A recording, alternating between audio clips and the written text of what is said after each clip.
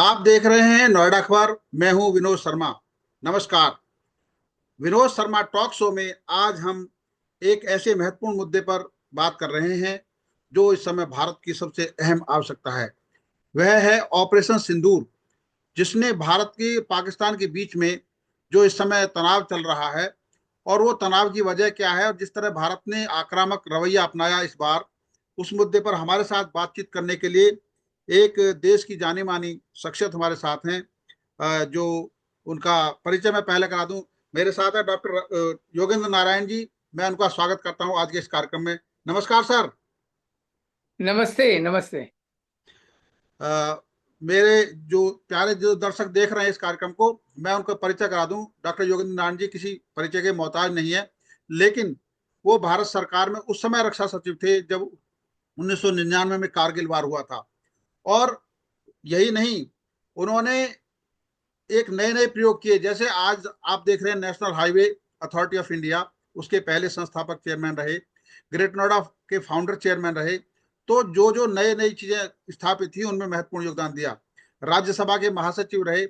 तो आज हम उनसे ऑपरेशन सिंदूर के बारे में बात करेंगे। सर, आपने मुझे समय दिया, इसके लिए आपका बहुत बहुत धन्यवाद। और मैं ये जानना चाहता हूं कि भारत सरकार ने, जब वो 22 अप्रैल की घटना हुई पहलगाम में और हमारे 26 जो लोग सैलानी घूमने गए थे, पर्यटक, उनको जब मारा आतंकवादियों ने, और उसके बाद एक संकेत दिया भारत ने पाकिस्तान को कि इस तरह से जो घटना घटी है वो किस हद तक हम उस पर बदला लेंगे या उस तरह हम हमला करेंगे। उस रणनीति के तहत जो भारत ने 6 और 7 मई को ऑपरेशन सिंदूर स्थापित किया, उसको लॉन्च किया, वो भारत की जो रक्षा नीति है उसके हिसाब से कितना बदलाव है उसमें। जी सर। पहले जब ये आतंकवादी आते थे जी। हमारे देश में और अपना कार्रवाई करके लोगों को मार के हम्म। चले जाते थे, जी। तो उसमें हरदम ये पाकिस्तान की ओर से कहा जाता था कि हमारा कोई नहीं हाथ नहीं है, जी। हमारा कोई सबूत नहीं है कि आप हमारा हाथ है, हम्म। और हमें कुछ नहीं मालूम। हम्म। हम लोगों ने बार बार उनको बताया कि जी। देखिए, ये आतंकवादी चिन्हित किए गए हैं, ये नाम उनका ये है, ये वहां रहते हैं जी। जी। आपके पाकिस्तान में, हम्म। और इनके अगेंस्ट केस चले हुए हैं, आप इनको भारत को में सौंप दीजिए। जी। वो हरदम ये कह देते थे हमें नहीं मालूम कहाँ है, हम्म। ये ना हमारे पाकिस्तान में नहीं रहते। जी। तो अब हम लोग इस मंतव्य के हो गए थे हाँ। कि इनसे कुछ भी सहयोग मांगना तो कोई इसका नतीजा निकलेगा नहीं। जी। इसलिए हमें डायरेक्ट एक्शन लेना चाहिए इन हम्म। आतंकवादियों के खिलाफ। जी। और इसीलिए जो आपने अभी ठीक बात बताई कि एक परिवर्तन आया हमारी नीति में, जी। कि हम सीधे जो टेररिस्ट के जो ट्रेनिंग ग्राउंड्स हैं, शेल्टर्स हैं पाकिस्तान के अंदर, पाक ऑक्युपाइड कश्मीर के अंदर, हम उनको डायरेक्ट अटैक करेंगे। हम हम्म। पाकिस्तान की मदद नहीं मांगेंगे। अब जी। हम सीधे अटैक करेंगे। और हम्म। हमारे पास अब इतने आधुनिक मिसाइल आ गए हैं कि जी। बिना लाइन ऑफ कंट्रोल को क्रॉस किए हुए, बिना बाउंड्री क्रॉस क्रॉस किए हुए, हम जी। लोग यहीं से सीधे उनको निशाना बना सकते हैं। और हम्म। यही हमने इस साल किया। और हमने हम्म। कह दिया है जी। कि अगर और भी आतंकवादी यहाँ आएंगे और कुछ आतंक फैलाने की कोशिश करेंगे, तो हम किसी से बातचीत नहीं करेंगे, हम सीधे उनके ठिकानों पर निशाना लगा के उनको मारेंगे। हम्म। तो ये एक बहुत भारी परिवर्तन आ गया है जी। हमारी नीति में। हम्म। और ये बहुत अच्छा है, बहुत, मैं तो समझता हूँ ये स्वागत योग्य है ये जी। नीति। क्योंकि किसी पाकिस्तान में जो भी चीफ मिनिस्टर हो, प्रेसिडेंट हो, कभी सहयोग नहीं किया उन लोगों ने जी। आतंकियों के विरुद्ध, क्योंकि उन्हीं के तो आदमी हैं ये, वही तो हम्म। भेजते हैं, वही पैसा जी। देते हैं, वही हम्म। उनको औजार देते हैं, आर्म्स देते हैं, इक्विपमेंट, बुलेट्स, ग्रेनेड, सब उन्हीं वही देते हैं। हम्म। ये आतंकवादियों के पास तो और पैसा है नहीं। जी। तो सब ये स्टेट स्पॉन्सर्ड टूरिज्म है, टेररिज्म है। तो इसलिए अब ये हम्म। जो नीति बदली है कि हम सीधे अटैक करेंगे टेररिस्ट कैंप्स को। जी। पाकिस्तान के अंदर ही करेंगे। ये एक हम्म। बहुत भारी परिवर्तन हुआ है और स्वागत योग्य है। जी जी। सर जब कारगिल हुआ था उस समय भी ये बात खुद बाद में जो वहाँ के उस समय मुशर्रफ राष्ट्रपति थे उन्होंने खुद स्वीकार किया कि हाँ हमने, क्योंकि उस समय तो वो आर्मी चीफ थे जब कारगिल हुआ था, बाद में वो राष्ट्रपति हुए, उन्होंने खुद स्वीकार किया था कि हाँ हमने वो कवर एजेंट के रूप में आतंकवादियों को भेजा था। हाँ बिल्कुल स्वीकार किया। और तभी तो जब उन्होंने स्वीकार कर लिया, और जानते हैं क्यों स्वीकार किया? जी क्योंकि उस समय के जो प्रेसिडेंट और प्रधानमंत्री थे, जी। नवाज शरीफ, वो इस कारगिल युद्ध के खिलाफ थे।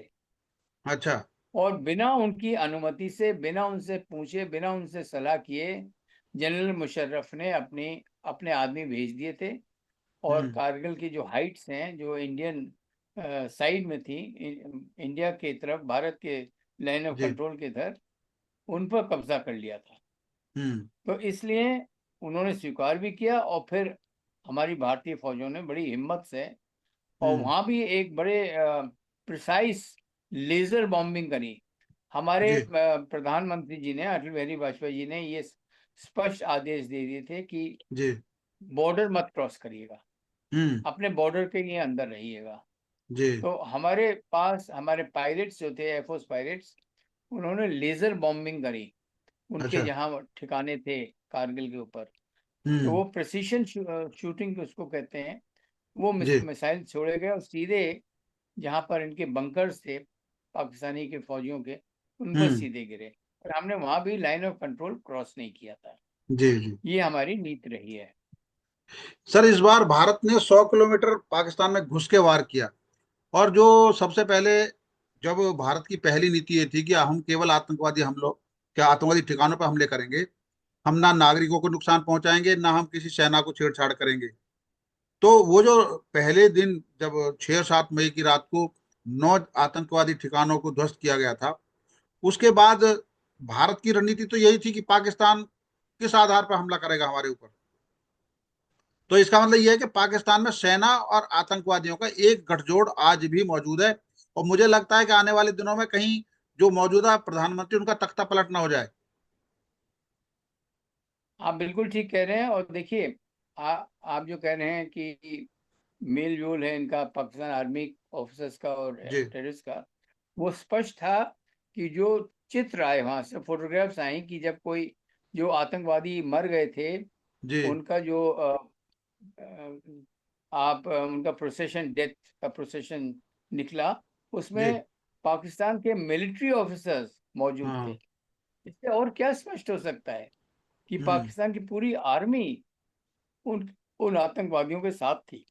जी। और अंतिम स्तर तक, जब तक कि उनको पूरी सेरेमनी नहीं हुई, डेथ सेरेमनी नहीं हुई, तब तक वो पाकिस्तान ऑफिसर्स वहीं गए और हम्म। सल्यूट करे उन लोगों को। जी। और इस तरह उनको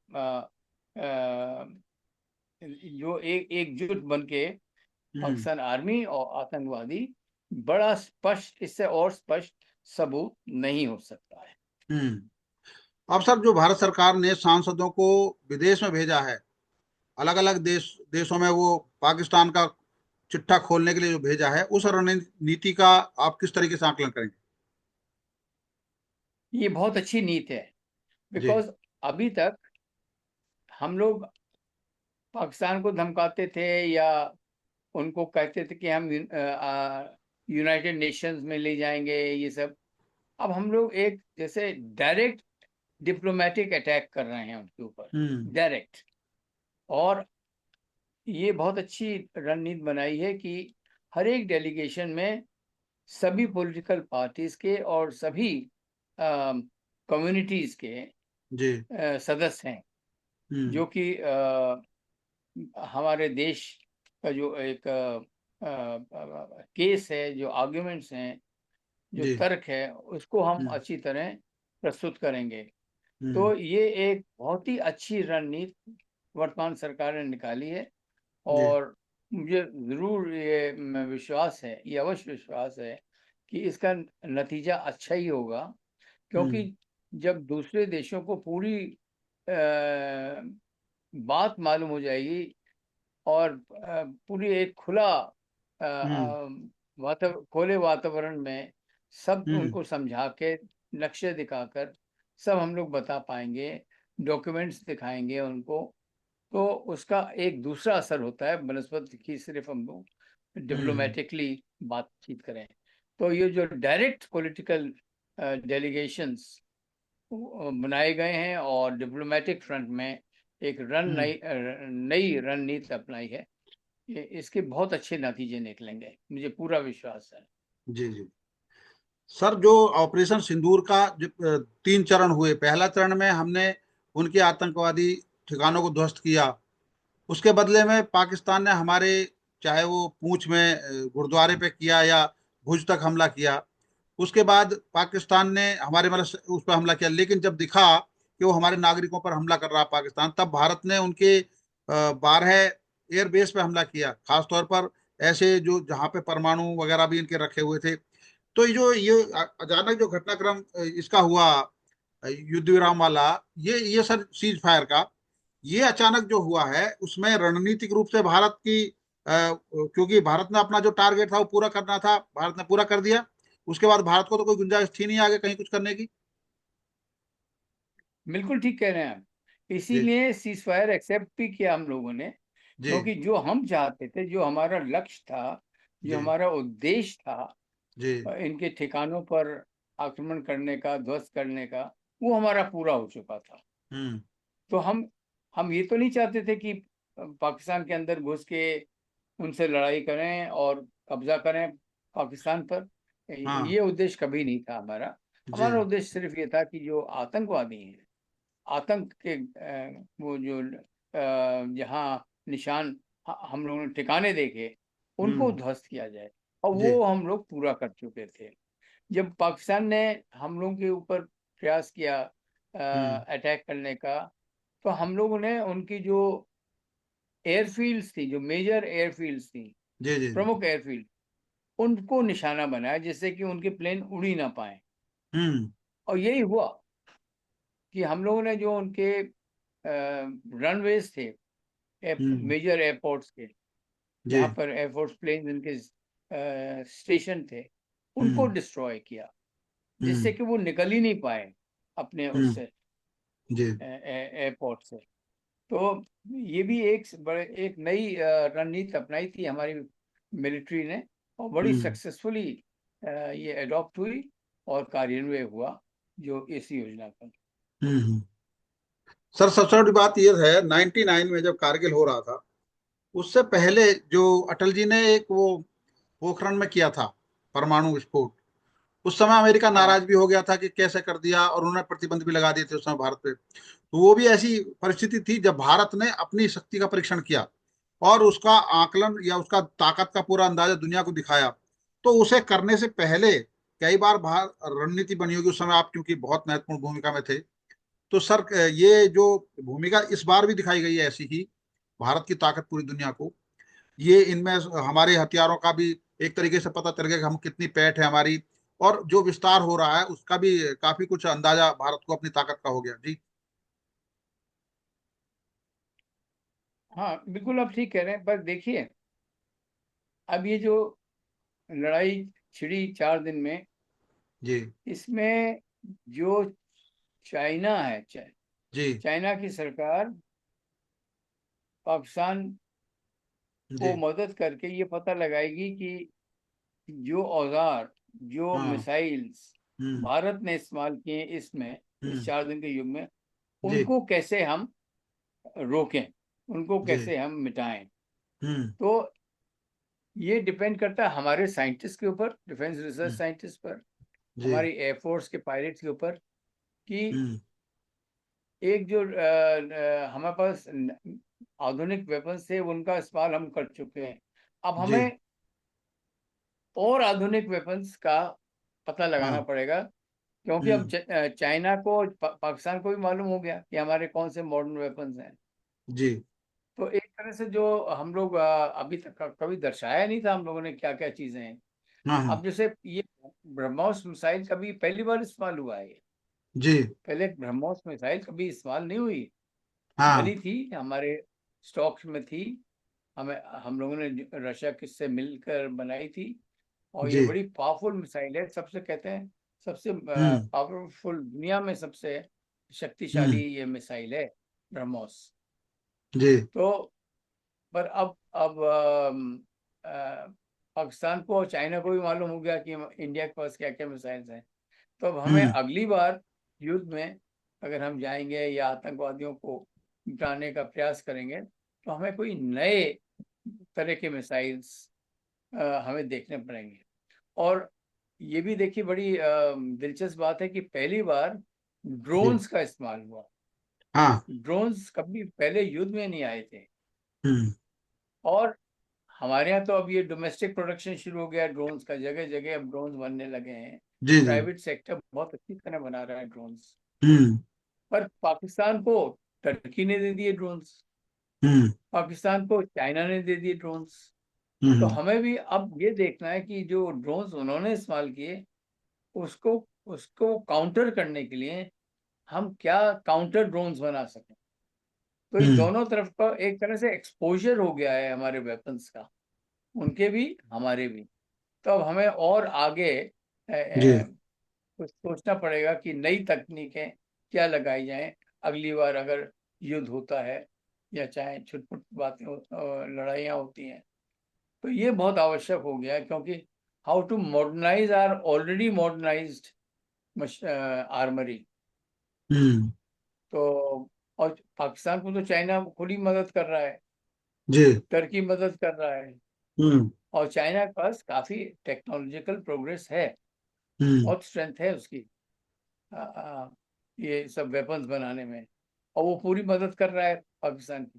तो जी। हमें अब कुछ काउंटर मेजर्स ढूंढने होंगे कि जो उन्होंने चाइनीज प्लेन्स यूज किए, चाइनीज मिसाइल यूज की, उसके हम्म। विरुद्ध हमारे पास और नई तकनीक क्या निकले, जिससे कि हम उसको काउंटर अटैक कर सकें और रोक सकें। ये एक पहलू ये भी बहुत महत्वपूर्ण हो गया है इस 4 दिन हम्म। के युद्ध के बाद। हम्म। सर, ये जो अभी जैसे आतंकवादियों की बात आई, अमेरिका, बहुत सारे ऐसे आतंकवादी जो अमेरिका में रहते भी हैं, मतलब यहाँ पाकिस्तान में रहते हैं, और वो यूएनओ की लिस्ट में हैं, और पाकिस्तान, अमेरिका को पता है कि ये पाकिस्तान में ही रहते हैं। तो इससे लगता नहीं है कि अमेरिका पाकिस्तान के प्रति आतंकवादी के मामले में सॉफ्ट रुख रखता है? देखिए, हर एक देश की नीतियां जो अपनाई जाती हैं, वो उस तरह की नीतियां होती हैं जो जिसमें उनको लाभ हो। जी। जी। जी। पाकिस्तान का जन्म ही इसीलिए हुआ था हम्म। कि जब पार्टीशन हुआ, हाँ जी। तो और इंडिया ने बड़ा इंडिपेंडेंट स्वतंत्र रूप से अपना रुख अपनाया, अपनी जी। पॉलिसीज बनाई कि हम कोई भी पावर पैक को ज्वाइन करेंगे नहीं करेंगे, हम स्वतंत्र हम्म। नॉन अलाइन रहेंगे। हम्म। उस समय हमारे जो विदेशी साथी थे, जी। उन्होंने ये एक नई पॉलिसी बनाई, हम्म। और वो भी विंस्टन चर्चिल के कहने पर, कि हम्म। अब हम अगर एक देश यानी कि पाकिस्तान को हम अपना बना लें, तो हम्म। पूरा चेक हम कर सकते हैं इंडिया को भी और रशिया को भी। जी। और इस नीति के अंतर्गत वो अभी तक सपोर्ट करते हैं पाकिस्तान को। हम्म। हम्म। तो ये हमें एक्सेप्ट स्वीकार करते हुए चलना हम्म। पड़ेगा हम्म। कि वेस्टर्न कंट्रीज पाकिस्तान को सपोर्ट करेंगी जिस हद तक हम्म। उनका उनको लाभ मिलता है, उनकी नीतियों हम्म। को लाभ मिलता है। हम्म। तो ये हमें अब हरदम एज ए परमानेंट फीचर अपनी पॉलिसी में सोच कर चलना पड़ेगा कि हम लोग किसी पर डिपेंड नहीं कर सकते। सब हम्म। देश अपने अपने इंटरेस्ट देखते हैं। हम्म। और हमारा जो, जैसे ऑल वेदर फ्रेंड कहा जाए, तो एक है, वो है इजराइल। जी। इजराइल ने हर युद्ध में और युद्ध से पहले भी हमें हम्म। अपने बहुत ही आधुनिक जो औजार हैं, अस्त्र हैं, वो अपने शेयर किए हैं हमारे साथ। हम्म। तो हम उस पर तो डिपेंड कर सकते हैं कि मॉडर्न वेपन्स वहां से आते जाएं। हम्म। और जहां तक पाकिस्तान के बारे में वेस्टर्न कंट्रीज की पॉलिसीज हैं, वेस्टर्न कंट्रीज हर बार अपना इंटरेस्ट देखेंगी, इंडिया का इंटरेस्ट नहीं देखेंगी। हम्म। तो इसमें हमें एहतियात बरतनी पड़ेगी। दोस्ती रहे वेस्टर्न नेशंस के साथ अवश्य, पर यह भी हमें महसूस कर लेना चाहिए कि जो आतंकवादी की लड़ाई हम लोग लड़ रहे हैं, एक तरह से अकेले लड़ रहे हैं। हम्म। बहुत देश इसमें कि अपने अपने इंटरेस्ट देखते हुए सपोर्ट नहीं करेंगे हमें, जिस जिस जी। तरह हम चाहते हैं सब। हम्म। सर, इस समय जो जो 99 की चुनौती थी, इस समय बिल्कुल अलग चुनौती है। इस समय बांग्लादेश में भी स्थिति अस्थिरता है। वहां पर पिछले कुछ साल ही विद्रोह हुआ और वहां पे हिंसक गतिविधियां हुई, और भारतीयों के प्रति वहां भी कई लोगों का नजरिया बिल्कुल गलत है। और वहां की जो प्रधानमंत्री थी, उनको भारत में शरण लेनी पड़ी। तो वहां भी पाकिस्तान और बांग्लादेश के कुछ लोगों की वार्ता हुई, चर्चा हुई है। अभी हाल ही में पाकिस्तान के प्रधानमंत्री, उप प्रधानमंत्री वहां गए, चाइना गए, उन्होंने अफगानिस्तान के साथ जोड़ने की कोशिश की है उस कॉरिडोर के जरिए। तो ये एक नई रणनीति जो बन रही है भारत के खिलाफ। भारत को अब उस हिसाब से अलग निपटना होगा, क्योंकि भारत को एक तो डिफेंस कॉरिडोर बना के भारत ने अपने खुद हथियार बनाने का काम शुरू किया, और उसमें काफी अच्छी सफलता मिली और बहुत सारे देश उसके साथ जुड़ रहे हैं। तो ये जो बदलाव हुआ सर, ये इसको कैसा मानते हैं आप? ये एक चेतावनी है जी। हमारे लिए। जी। चेतावनी ये है कि हमें तो अपने आप आत्मनिर्भर रहना पड़ेगा। हम्म। अपने हम औजार बनाएं, अपने दोस्त बनाएं, हम्म। और जो हमारे आसपास पड़ोसी हैं, जी। इनको अपने साथ किस तरह रखा जाए। हम्म। अब देखिए, आजकल जो युद्ध होता है जी। वो फाइटिंग से नहीं होता, यानी लड़ाई से हाँ। नहीं युद्ध होगा, बिल्कुल। इकोनॉमिक वॉरफेयर होती है। जी। और बांग्लादेश के साथ हमें इकोनॉमिक वॉरफेयर अडॉप्ट करनी पड़ेगी। हम्म। अब वो चाह रहे हैं कि हमारे नॉर्थ ईस्ट स्टेट्स को अपने बंधन में बांध लें।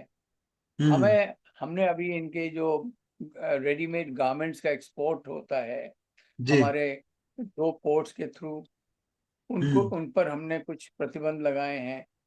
जी। Economic warfare is the most compelling warfare hmm. आजकल के युग में। तो ये जी। हमें अपने रणनीति का एक बहुत महत्वपूर्ण हिस्सा मानना हम्म। चाहिए, इकोनॉमिक वॉरफेयर। और हम्म। हमें हर एक जो जो देश हैं जिनके साथ हम लोग सहयोग करना चाहते हैं या हम दोस्ती करना चाहते हैं, हम ये देखना पड़ेगा कि इकोनॉमिकली उनके साथ किस तरह हम दोस्ती करें। जी। क्योंकि economic wealth, economic policies hmm. Are now paramount, वो सबसे हम्म। ऊंची हैं, जी। Not so much defence forces. अब हम्म। देखिए, लड़ाइयों में कितना परिवर्तन आ गया कि अब आदमी आदमी से नहीं लड़ता, ड्रोन से लड़ रहा है। मिसाइल्स अपने एलओसी अपने ही तरफ से दूसरे देश में फेंक सकता है। तो इसी हम्म। तरह इकोनॉमिक वॉरफेयर जो शुरू हुई है, हम्म। इस पर हमें पूरा ध्यान अब आगे रखना पड़ेगा। ये एक बहुत महत्वपूर्ण सबक है हमारे लिए। जी। अब हम लोग जो आतंकवादियों के खिलाफ भी लड़ाई लड़ रहे हैं, हम्म। उसमें एक ये बहुत बड़ा हिस्सा है कि किसी तरह जो फाइनेंसिंग होती है जी। आतंकवादियों को, उनको रोका जाए। हम्म। अब जो जैसे फाइनेंशियल एक्शन टास्क फोर्स बना जी। अंतर्राष्ट्रीय, हम्म। उन्होंने पहले पाकिस्तान को ग्रे लिस्ट में रखा था कि, और ये भी शर्तें लगाई थी कि ये करना है, वो करना है, अगर आपको इस लिस्ट से अलग होना है तो पाकिस्तान को मजबूरन वो जी। नीतियां अपनानी पड़ी। हम्म। तो डायरेक्ट वॉरफेयर की बजाय इनडायरेक्ट वॉरफेयर हमें जी। करना पड़ेगा, और हम्म। इसकी नीतियां बनाना हम्म। ज्यादा महत्वपूर्ण हो गया है जी। जी। मेरी राय में। हाँ। जहां आर्म्स के बजाय अब हमें कंसंट्रेट करना है इकोनॉमिक पॉलिसीज पर, हम्म। इकोनॉमिक नीतियों पर, जी। इकोनॉमिक से रणनीति पर, कि क्या हम्म। रणनीति रहे हमारी economic hmm. Economic policy. I जी। थिंक एक ये बड़ा महत्वपूर्ण परिवर्तन हुआ है जी इस युग में, और हमें बहुत सचेत रहना पड़ेगा इसके लिए। जी। सर, ये जो अभी राजनाथ सिंह जी ने एक सवाल उठाया बड़ा महत्वपूर्ण, कि पाकिस्तान के को परमाणु देश जो बना रखा है उससे अलग किया जाना चाहिए, उसकी पूरी जांच की जानी चाहिए, उसको परमाणु हथियार रखने की छूट नहीं दी जानी चाहिए, उस पर काम होना चाहिए। तो ये जो कहा है उन्होंने, इसका क्या आशय है सर? सही है ये?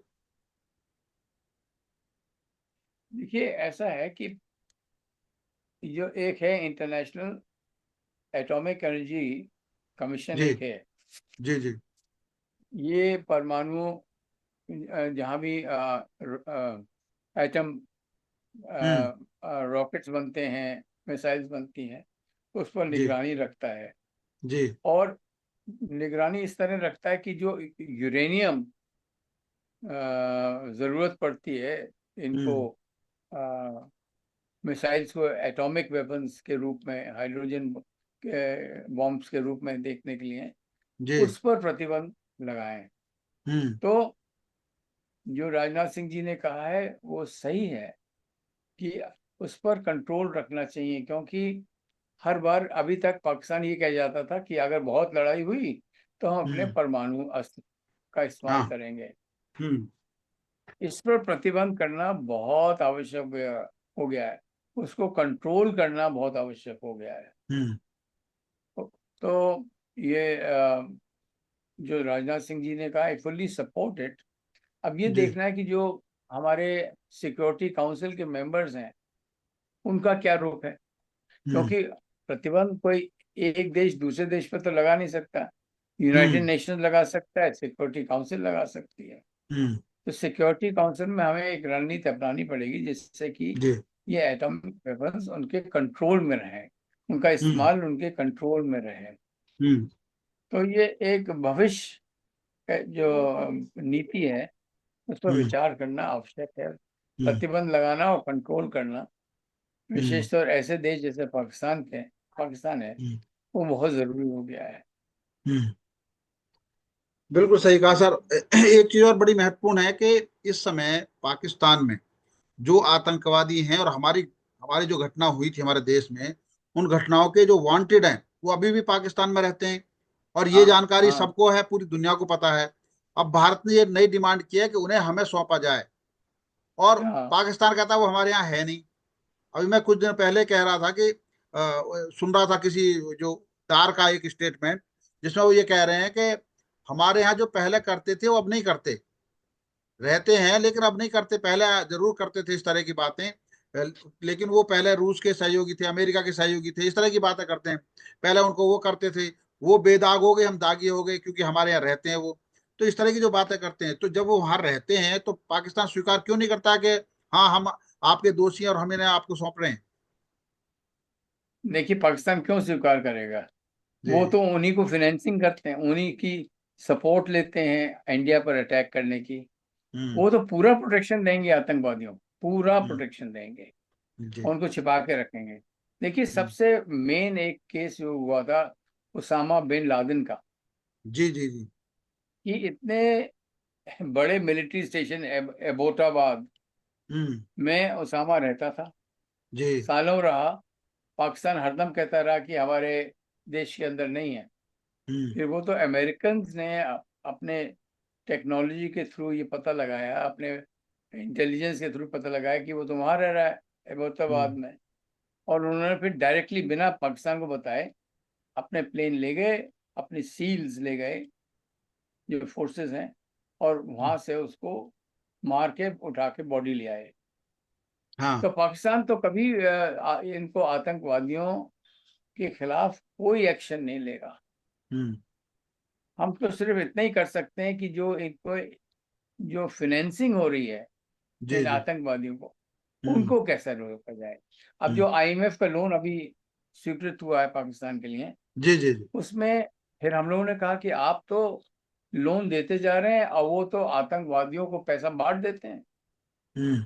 और आतंकवादियों के इंफ्रास्ट्रक्चर बना रहे हैं। तो हम्म। इसलिए आपने देखा होगा कि 14 शर्तें लगाई हैं आईएमएफ ने हम्म। इंडिया के जी। कहने के बाद। कि हम्म। यही शर्तें आपको पूरी करनी पड़ेंगी अगर आपको IMF का लोन चाहिए। हम्म।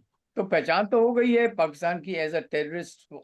स्पॉन्सरिंग स्टेट, टेररिस्ट को स्पॉन्सर करता है, ये तो पहचान हो गई है पूरी दुनिया में। हम्म। पर क्योंकि एक देश दूसरे देश के अंदर तो जा नहीं सकता, जी तो जी। एक्सटर्नली क्या नीतियां अपनाई जाएं, और इसमें प्राइमरीली इकोनॉमिक पॉलिसीज ही असर करेंगी, नॉट हम्म। Military policy. जी। ये सर, मेरा एक बड़ा महत्वपूर्ण विषय अनुभव इस है। समय और चल रहा है, जिसमें प्रधानमंत्री मोदी ने कहा कि अब हमारी बातचीत आतंकवाद और पीओके पर ही होगी और किसी और मुद्दे पर नहीं होगी।